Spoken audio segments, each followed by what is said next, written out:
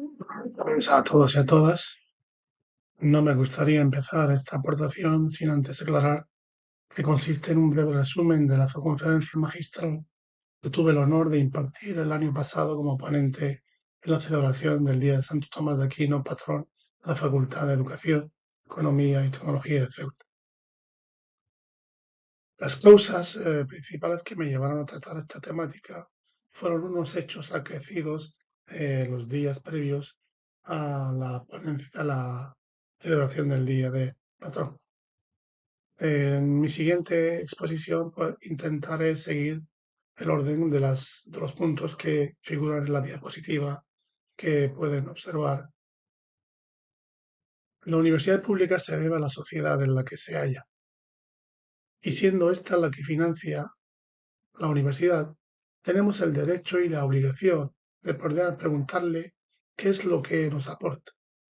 Por ello, desde el sentido común, vamos a intentar en esta exposición repensar la relación existente entre la sociedad y la ciencia representada por la universidad, procurando que la ciencia deje de ser el sujeto que cuestiona a la sociedad y se convierta esta vez en el objeto cuestionado por esta última. A nivel local, las cuestiones más alarmantes padecidas en Ceuta por su altísimo porcentaje negativo a nivel estatal y europeo corresponden al ámbito sociosanitario, laboral y educativo, precisamente las facultades que están aquí en Ceuta.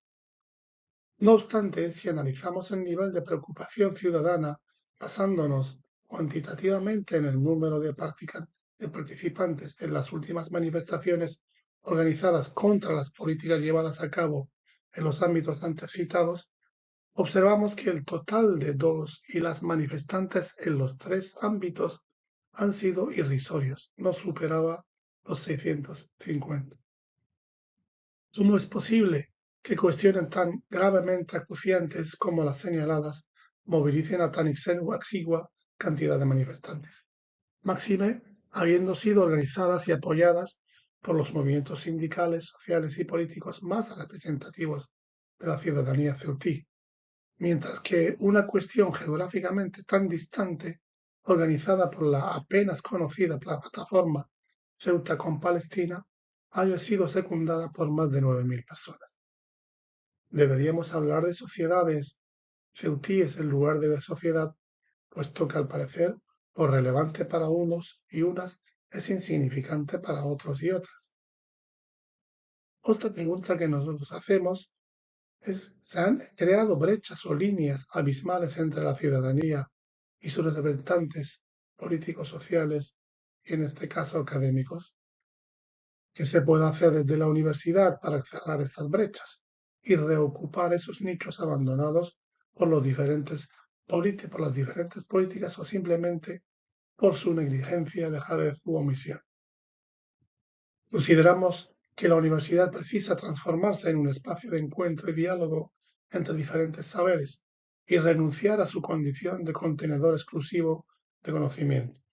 Como agente social que es, ha de brindar a la ciudadanía un servicio público por el bien común y para la mejora social. Por ello, proponemos alternativas basadas en conceptos como la desmercantilización de la universidad, el conocimiento abierto, la universidad popular o la ecología de saberes. Hace más de tres décadas que los asesores de las compañías estadounidenses, de la compañía estadounidense Análisis Financieros Merrill Lynch recalcaron el gran valor potencial para el capital que atesoraría la educación en este siglo, ya que según estos analistas el sector educativo poseía las siguientes particularidades. Era un mercado gigantesco, muy fragmentado e improductivo, que buscaba mejorar su nivel tecnológico o su bajo nivel tecnológico con una tremenda deficiencia de administración profesional y una muy baja tasa de capitalización. Basta señalar que el gasto mundial en educación creció desde entonces el doble que el de la automoción. Al igual que lo sucedido con casi todos los servicios de carácter público en numerosos países, la irrupción y consecuente imposición de la globalización neoliberal a principios de los 80 del siglo pasado provocó una importante crisis institucional en sus universidades. En su obra Academic Capitalism de 1997, Luther y Leslie señalaron cómo las universidades públicas afectadas por políticas de austeridad fueron impulsadas a vincularse al mercado extraacadémico, dado que los recortes en gasto público destinados a financiar la educación superior impactaron de tal manera en los modelos de gestión de estas instituciones que muchas de ellas no tuvieron más remedio que adoptar prácticas similares a las de las empresas de negocio. Además, los recortes en su financiación, el crecimiento de Internet, el impacto de las tecnologías de comunicación e información y, sobre todo, la transnacionalización del mercado universitario aceleraron y fortalecieron exponencialmente el proceso mercantilizador neoliberal de la universidad a nivel global. Viéndose envuelta en esta fase crítica de transformación, la universidad pública contemporánea, gravemente dañada y seriamente cuestionada en lo que a su identidad y legitimidad respecta, así como al papel de agente social que casi siempre había desempeñado, se halló acorralada. Mercantilizada la universidad, se convierte en una mera entidad empresarial y, como afirma Boaventura de Sousa Santos, no solo produce para el mercado, sino que a su vez se produce como un mercado. A nivel nacional, la Fundación Conocimiento y Desarrollo publicó el año pasado un informe sobre los cambios ocurridos en el sistema universitario español, señalando que el número de universidades privadas ha aumentado de manera drástica y exponencial. Actualmente en España hay aproximadamente unas 93 universidades, 50 públicas y 43 privadas, de las cuales 7 operan en modalidad a distancia. Un dato que resume el impacto antes señalado. Por una parte, nos consta que la última universidad pública fundada fue en 1998, hace exactamente 27 años, la Politécnica de Cartagena. No obstante, han sido 27 las universidades privadas inscritas, es decir, las 16 que había entonces se han triplicado.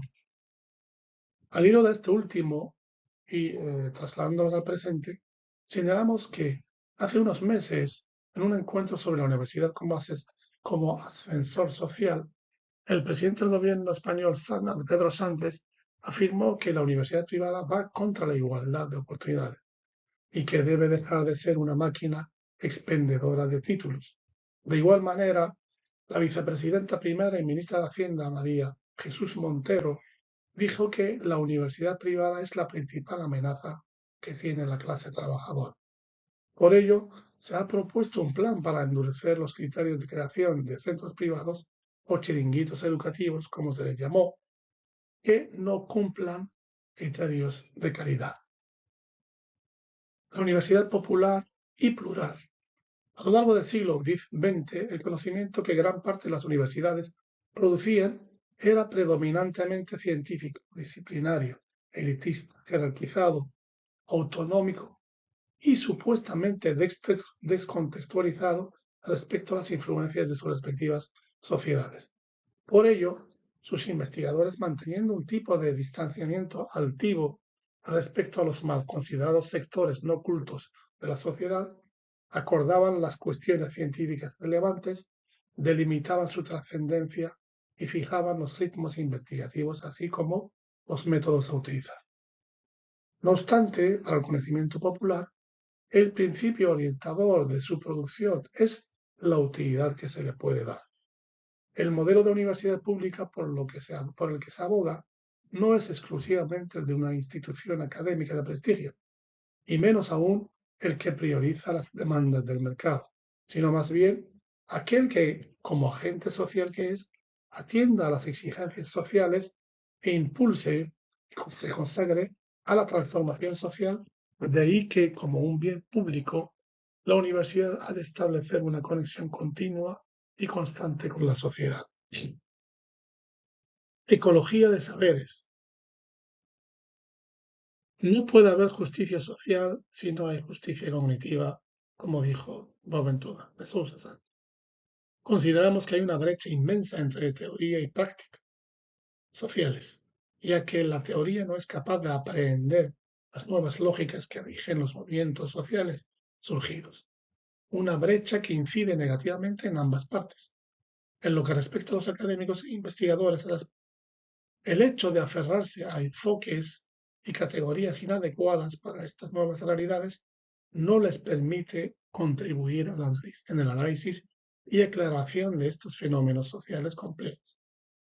Asimismo, para los representantes de los movimientos sociales y los activistas, su carencia en la teoría les impide analizar metódicamente su praxis. Hoy más que nunca se hace necesario retomar las cuestiones premodernas simples que en teoría deberían haber sido superadas ya por la modernidad, que no son otras que la relación que ha de tener la ciencia con la conciencia, el valor del conocimiento vulgar u ordinario que da sentido a las prácticas diarias de gran parte de la humanidad y que la academia no ha cesado de desacreditar e invisibilizar, y el papel del sentido común y las humanidades ante un tsunami mercantilizador y un rigor científico que sigue considerando que lo que no es cuantificable es científicamente irrelevante. Por todo ello, y para finalizar, proponemos fomentar desde la horizontalidad un diálogo bidireccional y enriquecedor entre científicos, investigadores y ciudadanos y ciudadanas de a pie, ampliar la comunidad epistémica académico-científica que integre a grupos sociales, considerando a estos últimos no como meros objetos de información, sino como sujetos de sabiduría. Y finalmente, transformar los espacios donde se generan conocimientos en entornos de interconocimiento simétricos entre las partes implicadas. Muchísimas gracias y hasta la próxima.